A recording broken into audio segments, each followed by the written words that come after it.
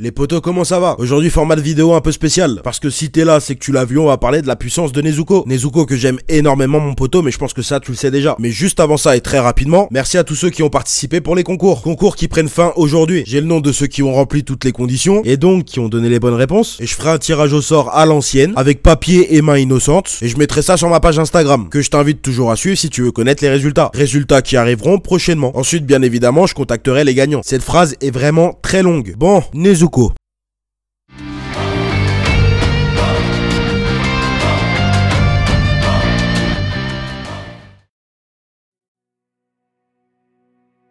Nezuko Kamado, elle a 14 ans. Au début du manga et jusqu'à l'épreuve de la sélection finale, elle mesurait 1m50 et pesait 39 kg. À partir du moment où elle s'est réveillée de son premier long sommeil, elle mesure 1m53 et pèse 45 kg. Et ça, c'est son poids et sa taille de base. Sans évidemment prendre en compte ses compétences. Bon les potos, évidemment dans cette vidéo, je vais être le plus objectif possible. Et je vais donc te donner des faits concrets. Déjà, c'est toujours bon de rappeler qu'elle a évidemment été transformée à cause du sang de Muzan. Sang qui a atteint l'une de ses plaies alors qu'elle cherchait à protéger son petit frère. Et déjà, ça me semble important de rappeler les faits concernant Nezuko. Mais avant ça, je te précise quand même qu'il va y avoir quelques spoils, et notamment jusqu'à l'arc du village des forgerons, qui sera, je le rappelle, le prochain arc adapté en animé. D'ores et déjà, on sait que Nezuko se régénère en dormant, et non pas en mangeant comme tous les autres démons, ou comme moi-même d'ailleurs. Sauf que moi, j'ai pas besoin de manger des humains pour me régénérer. C'est toujours bon de le préciser, mais t'as compris l'idée. La deuxième chose, elle peut changer de taille à volonté, alternant entre des tailles d'enfants et d'adultes. La troisième chose, et là ça va commencer à devenir très intéressant, elle s'est libérée de l'emprise de Muzan toute seule, et le seul autre démon qui a été capable de ça, c'est Tamayo. Sauf que Tamayo, elle a réussi en plusieurs années. Et la dernière chose concernant les faits, elle a tout simplement et en toute modestie réussi à dompter le soleil. Chose que aucun autre démon n'a jamais réussi à faire, et qui est tout simplement l'objectif de Muzan. Mais on y reviendra un peu plus tard. Et pour le moment, on va enchaîner avec ses compétences.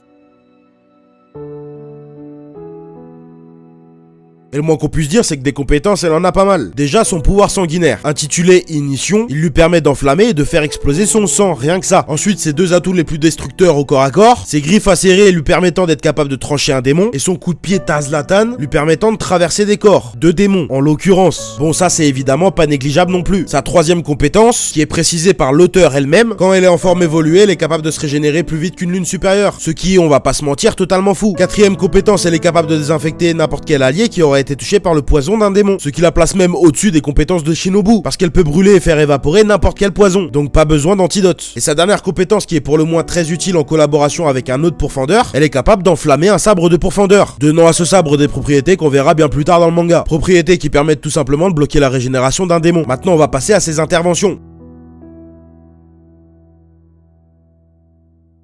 Et en vrai, Nezuko, elle a fait du sale, hein. On va pas s'amuser à compter le nombre de fois où Tanjiro serait mort sans elle. Tanjiro ou d'autres, d'ailleurs. Mais déjà, commençons par l'arc du Mont Natagumo, et plus particulièrement du combat contre Rui. Déjà, Nezuko intervient rapidement pour protéger son frère. Mais l'acte le plus marquant dans cette bataille-là concernant, c'est bien évidemment le moment où il utilise son pouvoir sanguinaire pour la première fois. Pouvoir sanguinaire grâce auquel ils vont réussir, elle et Tanjiro, à prendre le dessus sur Rui pendant un court instant. Ensuite, passons à l'arc du train de l'infini. C'est encore une fois Nezuko qui a permis à nos 4 protagonistes de se libérer de l'emprise d'Enmu. À la suite de quoi elle s'est battue pour protéger les voyageurs du train. Alors oui, il y a un moment où il est entre guillemets capturé avant que Zenitsu intervienne. Mais le sujet de cette vidéo, je le rappelle, c'est Nezuko. Et la question qu'on doit donc se poser, c'est est-ce qu'elle risquait vraiment quelque chose à ce moment-là? La réponse est évidente, elle ne risquait absolument rien. À la limite, Enmu aurait seulement réussi à l'empêcher de protéger les humains. Et c'est à partir de là que Nezuko va vraiment step up. Pour rappel, elle ne mange pas d'humains. Et ça, c'est le principal moteur qui permet aux autres démons d'évoluer. Mais il faut aussi noter que jusque-là, elle s'était jamais entraînée. Et ça va changer, puisqu'on sait qu'avant l'arc du quartier des plaisirs, elle combattait en binôme avec son frère. Là où avant ça, elle n'intervenait qu'en cas de besoin. Bon, et bien à partir de là, on va vraiment ressentir son évolution. Et notamment dans l'arc du quartier des plaisirs. Arc pendant lequel elle intervient au départ pour sauver son frère, mais surtout pendant lequel elle va corriger Daki. Vraiment. Non seulement elle la surclasse, mais en plus elle l'humilie. Vraiment. Elle lui fait caca dessus. Ah oui, vraiment. Elle l'a giflé comme si c'était sa petite. Daki, rien qu'elle bégayait. Et donc en termes de puissance, on est tous d'accord pour dire qu'à ce moment-là, il n'y a pas photo entre les deux. Et donc venons-en à l'arc du village des forgerons. Et cette fois-ci, Nezuko, elle combat Tengu dès le début avec ses camarades. Et le moins qu'on puisse dire encore une fois, c'est qu'elle a été vraiment très utile, voire même nécessaire. Déjà en termes de puissance, elle a envoyé valser relativement facilement Karaku, le clone du plaisir d'Antengu. Grâce à ses pouvoirs, elle a permis à Tanjiro de power up. Et elle a finalement projeté son frère pour qu'il puisse en finir alors qu'il l'a protégé du soleil. Et donc autrement dit, elle a été décisive dans toutes ses apparitions. J'aurais aussi pu parler des combats du début, contre le démon du marais, ou bien encore contre Susamaru et Yaaba. Parce que c'est justement face à Susamaru qu'on a pu se rendre compte qu'elle évoluait très rapidement et qu'elle avait donc un très fort potentiel. Mais selon moi, le point commun des 4 arcs dont j'ai parlé dans un premier temps, c'est le fait que Nezuko aurait pu avoir un rôle encore plus décisif. Et notamment dans les 2 derniers, mon poteau, mais je vais t'expliquer ça.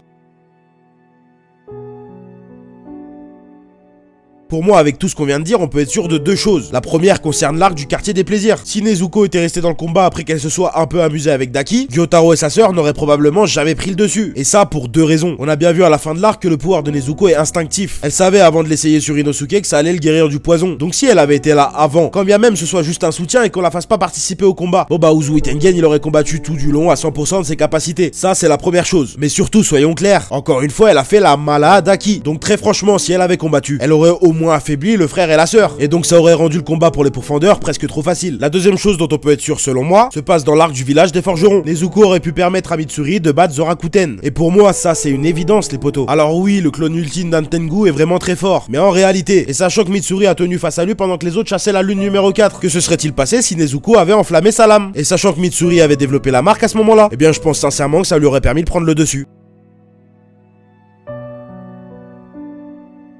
C'est donc à la fin du village des forgerons que Nezuko est à son meilleur niveau. Et attention, ça veut absolument pas dire qu'elle avait pas le potentiel pour devenir encore meilleure. C'est juste qu'après elle est écartée et donc qu'elle ne participe plus. Mais il y a une raison à ça les potos. Et vu que c'est pas le sujet de la vidéo, je vais éviter de spoiler bêtement. Mais avec tous ces éléments, on a de quoi la situer en termes de puissance. Et pour ça, je veux justement différencier deux choses. La puissance qu'elle a atteint dans le manga et la puissance potentielle qu'elle aurait pu avoir si elle avait continué à progresser. Mais avant ça, c'est bon de préciser que là où elle se démarque vraiment, c'est en personnage de soutien. Parce que dans ce rôle, elle est tout simplement incroyable. Selon moi, elle aurait pu permettre à un pilier et à elle seule de battre un démon qui aurait été supérieur. Comme je l'expliquais avant avec Tengen et Mitsuri. Concernant sa puissance, elle a bien évidemment le niveau d'une lune supérieure. Et selon moi, elle est même à peu près au niveau de la 5ème lune démoniaque supérieure, Gyoko. Bah oui les potos, parce qu'il y a un élément qui est très important et que je vous ai pas encore donné dans cette vidéo. Nezuko n'a aucune limite. Si elle combat pour protéger un proche, et avec de la colère comme ce fut le cas pour Daki, elle ne s'arrêtera pas de combattre et de progresser jusqu'à ce que son ennemi soit vaincu. Et donc si elle est en 1v1 avec tout ce qu'on vient de dire, elle peut très bien retenir son adversaire jusqu'au lever du soleil. D'autant plus que comme je l'ai dit au début, elle, bah ça lui fait plus rien. Et donc je vais en venir à son potentiel, qui est selon moi tout simplement illimité. Je pense sincèrement que si elle avait réussi à progresser, Nezuko aurait pu rentrer dans le top 3 des démons de l'œuvre. N'oubliez pas qu'elle a atteint le niveau d'une lune supérieure en quelques temps. Et n'oubliez justement pas depuis combien de temps les lunes supérieures mangent, tuent et s'entraînent. Bon, même si Kokushibo aurait probablement stoppé sa progression grâce à son pouvoir. De quel pouvoir je parle? Eh ben on va voir ma vidéo sur Kokushibo. En attendant, cette vidéo arrive à son terme, j'espère qu'elle t'a plu et je te remercie de l'avoir regardé. C'était le pilier du renard, à la prochaine. 死なず川が新入りごときの頭突きを食らうとはな。あれは実にいい頭突きだった。ああ、ド派手な音がしたぜ。さぞ痛むだろう、南無阿弥陀仏。でもあの子柱に張り合うなんて勇敢なのね。好き放題言いやがって富岡の邪魔がなきゃ買わせたに決まってんだろ。言い訳がましいな。皆さんお変わりないようで。